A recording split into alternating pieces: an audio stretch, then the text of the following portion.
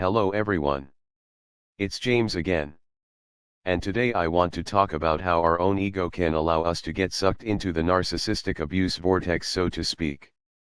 You see, I talk a lot about self-betterment. Being the best version of yourself you can be. And how you are uniquely made by the Creator God Himself. And how you are special and talented. And yes, all of these things are true. And it's because of these things and much more you should indeed have a high opinion of yourself. But it shouldn't come at the price of not being able to see the Mack truck coming head on about ready to hit you. And sadly that's what happens to many of us. The narcissist comes along. Flatters us. Remember I said before. Become immune to flattery. Well, they flatter us over and over again. Almost to the point where it's a bit much. We are made to believe everything we do is golden. And we can do no wrong.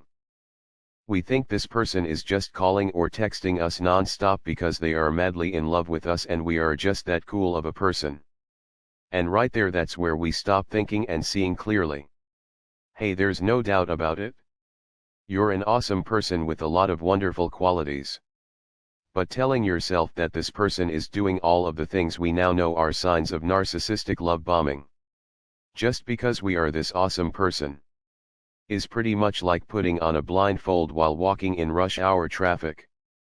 At some point things are going to go really wrong. Sorry for that analogy. That's all I could think of at the moment. You see, we are often told we should just go with the flow.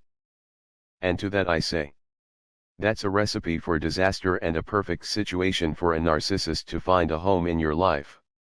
You see, there's nothing wrong with being a person that can reflect and look at things rationally.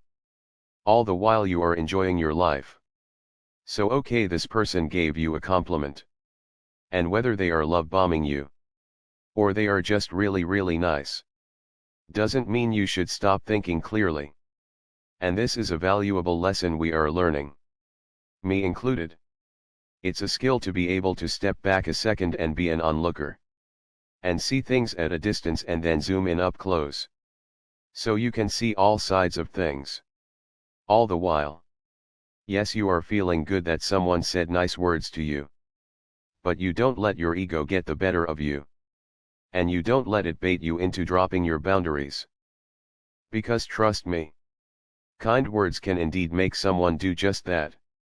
And that's the scam. They will use all kinds of tricks to get you to fall into their web.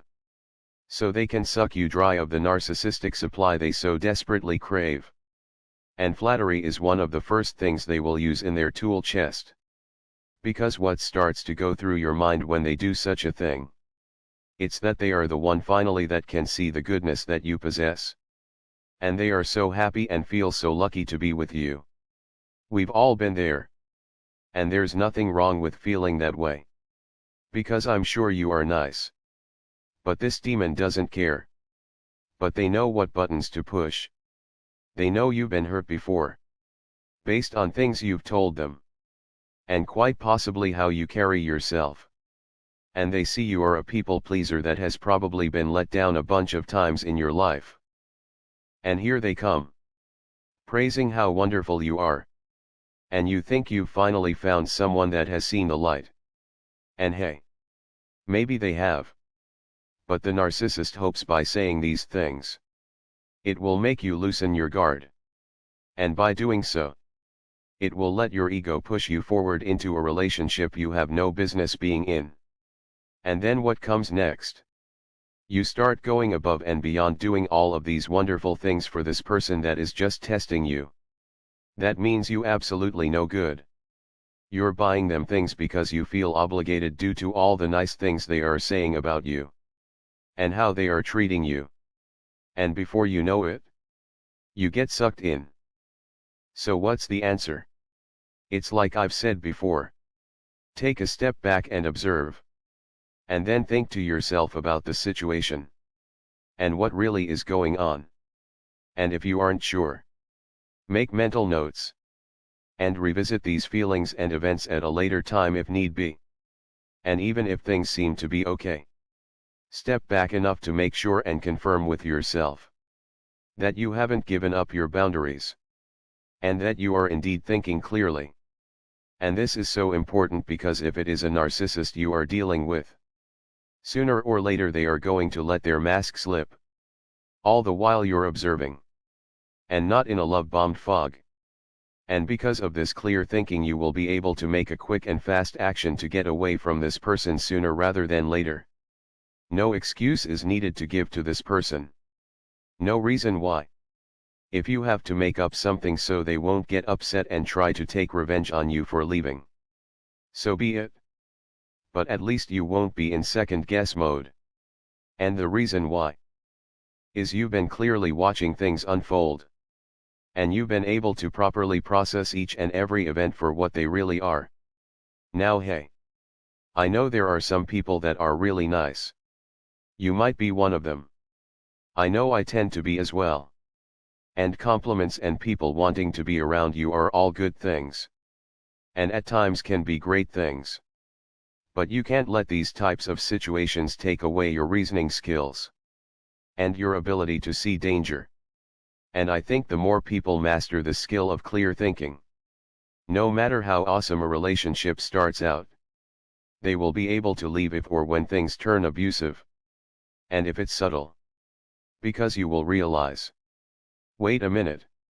Every time I'm around this person, I feel like I'm on cloud 9.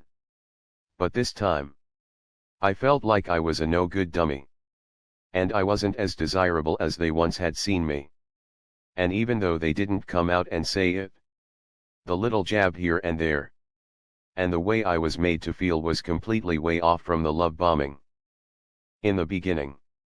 And if you can think clearly, and put your ego on the shelf for just a moment and realize, you know what? This person never thought I was super awesome. It was all a game. I got suckered. But that's okay. No big deal. I'm seeing this sooner rather than later. And I think it's time to all of a sudden be too busy to hang out with this person. Until they get the hint and find a new target. Clear-minded. That's the key. Do not let those drug-like chemicals that fire off in your head, along with your ego, convince you of things that aren't true. Because people that love or care about others don't praise them 1 minute and then the next rip them apart. Or even take small jabs here and there at them. That's not a friend. And that's not someone that cares for you. It's okay to take a step back and say to yourself, why is it I was all of these great things 2 months ago? But now I'm an idiot. How did this happen? And based on what you come up with, it's okay to distance yourself from this person. You are doing nothing wrong by doing so. You don't owe this person a thing. You don't. But you do owe it to yourself to not be mistreated or abused. So be clear-minded. And don't let your ego get the better of you. Have a healthy one. And know your self-worth. But don't let someone gas you up today and deflate you tomorrow. And then stick around and continue to deal with such a person. Step back. Observe.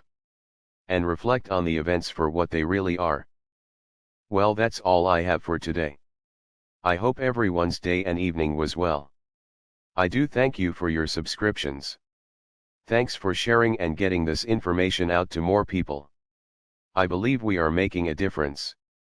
People that didn't have this information before are finally starting to wake up.